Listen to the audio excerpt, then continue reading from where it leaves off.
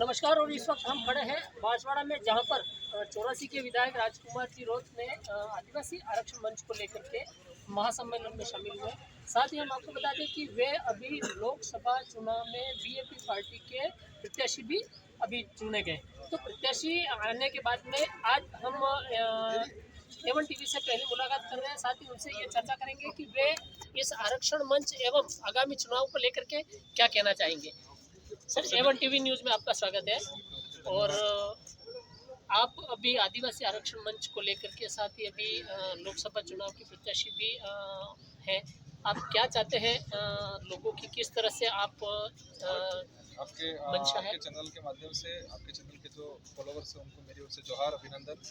आज अनुसूचित क्षेत्र में जो आरक्षण व्यवस्था है, उस आरक्षण व्यवस्था को लेकर आज महासम्मेलन रखा गया था। हमारे साथी सहयोगी विधायक जी आसपुर से उमेश जी डामो साहब, हमारे साथी विधायक जी थावरचंद जी और जिला अध्यक्ष जी, प्रदेश अध्यक्ष, पूरी कमेटी के थ्रू आज कार्यक्रम रखा था।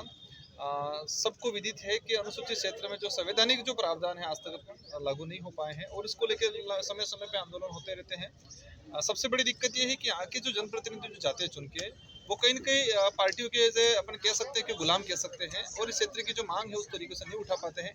इन मांगों को लेकर भारत आदिवासी पार्टी की तरफ से पुरतौर तरीके से इस क्षेत्र में मांग उठाई जा रही है। युवाओं का शानदार समर्थन मिल रहा है, बड़े बुजुर्गों का भी शानदार समर्थन मिल रहा है।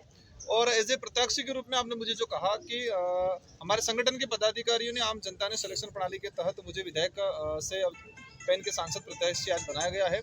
मुझे उम्मीद है कि जिस उम्मीद से उन लोगों ने मुझे बनाया है और मुझे 100% वो लोग जिताएंगे।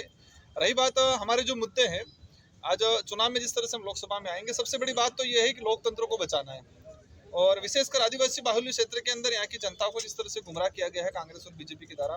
इस क्षेत्र में बड़े दिग्गज नेता के रूप में जाने जाते थे महेंद्रजीत मालवीय, लोगों के बीच में था ये कि हमारा ये इस तरह से बड़ा नेता है, ये है वो है। लेकिन जिस तरह से वो अपने समाज को और पार्टी को धोखा देके गए, वो कहीं न कहीं, मैं आज खुले मंच पे भी बोला है कि जो व्यक्ति अपने समाज का नहीं हो सकता है, जो व्यक्ति जिस पार्टी में सरपंच से लगा के एमएलए एमपी प्रधान मतलब मंत्री तक बना, वो व्यक्ति किसी भी पार्टी का, किसी भी समाज का नहीं हो सकता है। हम हर क्षेत्र में यहाँ पर कहीं न कहीं विकास को लेके, रिजर्वेशन पॉलिसी को लेके, हक अधिकार को लेके काम कर रहे हैं और अवश्य हमारे साथ सारा युवा वर्ग जुड़ रहा है, अन्य समाज के लोग भी जुड़ रहे हैं और अवश्य हम जीत हासिल करेंगे। धन्यवाद, जोहार। हम आप एक और बता दें, आप विधायक मद से इस क्षेत्र में सेकंड लगभग पोजीशन पर रहे थे और अभी आप लोकसभा चुनाव लड़ रहे हैं। इसमें आप किस तरह की उम्मीद लगाए हुए हैं कि इस क्षेत्र में आप कितने मतों का लगभग आपका लक्ष्य है और कहाँ तक पहुँचने की उम्मीद है? ये सारा मेरे कार्यकर्ता, हमारे जो लोकसभा बांसवाड़ा के अंदर, डूंगरू बांसवाड़ा के जो हमारे जो कार्यकर्ता है, संगठन के पदाधिकारी है, वो उन पे निर्भर करता है और मुझे उम्मीद है उन सब पे कि वो दिल से मेरे लिए मेहनत करेंगे। मतलब मेरे लिए नहीं, संगठन के लिए, विचारधारा के लिए काम करेंगे और मैं अवश्य विधायक सांसद बनने के बाद उनकी जो भावना है कि इसके अनुरूप काम करूंगा और ये भारत आदिवासी पार्टी पूरे देश के अंदर फैलेगी। मैं ये नहीं कहूँगा कितना लाएंगे क्या ना लाएंगे, लेकिन एक शानदार प्रदर्शन, शानदार बैंडेड यहाँ के युवा मुझे देंगे। धन्यवाद।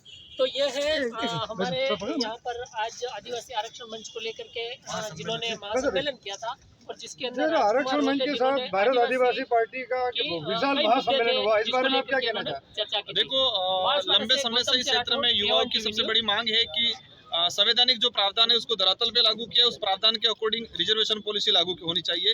लेकिन दुख की बात यह है कि यहाँ पर जो कांग्रेस बीजेपी ने जो राज किया है, कांग्रेस बीजेपी के लोगों ने संवैधानिक प्रावधान को लेकर, रिजर्वेशन को लेकर आज तक कोई काम भी नहीं किया हो, न बात बोली है। भारत आदिवासी पार्टी इस मुद्दे को लेकर आगे बढ़ रही है और अवश्य इस क्षेत्र का जो युवा है, युवाओं को आशा है कि ये पार्टी, ये विचारधारा, हमारी जो मांग है उस मांगों को आगे बढ़ाएगी और पूरा कराएगी। और मैं आश्वस्त करता हूँ कि आज हमारे पदाधिकारियों ने मुझे सांसद प्रत्याशी बनाया है और अवश्य हमारे जो लोग हैं, यहाँ की जनता है, उनकी भावना है, क्योंकि यहाँ पर जो स्थिति बन रही है आप सबको विदित है कि एक दिग्गज नेता के रूप में जाने जाते थे, कांग्रेस को अपनी माँ कहते थे और आज उसी माँ को डाकण कहना शुरू कर दिया है। तो कहीं न कहीं वो जिस पार्टी में रह के सरपंच से लगा के मंत्री तक बने, सांसद बने, विधायक बने, उनका पूरा परिवार उस पार्टी में कहते हैं वो खिला फूला, लेकिन आज उसी पार्टी को कहने लगे वो डाकण है, ये है, वो है, इस तरह से। और एक लॉजिकल बात है, हमें इनको मैं कहना चाह रहा हूँ कि क्षेत्र का युवा, इस क्षेत्र की जनता बेवकूफ नहीं रही है। क्या कह रहे लोग, क्या आप राम के नाम से वोट देना है? क्या धर्म को तुम राजनीतिक में ला रहे हो? उस राम का नाम का उपयोग कर रहे हो वोट लेने के लिए? शर्म आनी चाहिए युवाओं की समस्याओं को लेके बात नहीं कर रहे हैं ये लोग, बेरोजगारी को लेके बात नहीं कर रहे हैं, शिक्षा को लेके बात नहीं कर रहे हैं, रिजर्वेशन पॉलिसी को लेके बात नहीं कर रहे हैं। और ये सारी बातें भारत आदिवासी पार्टी कर रही है और अवश्य इस मांगों के साथ यहाँ का युवा, यहाँ का हर प्रत्येक वर्ग का व्यक्ति हमारे साथ जुड़ेगा और हम अच्छे शानदार मैंडेट के साथ जीतेंगे। धन्यवाद, जोहार, आभार।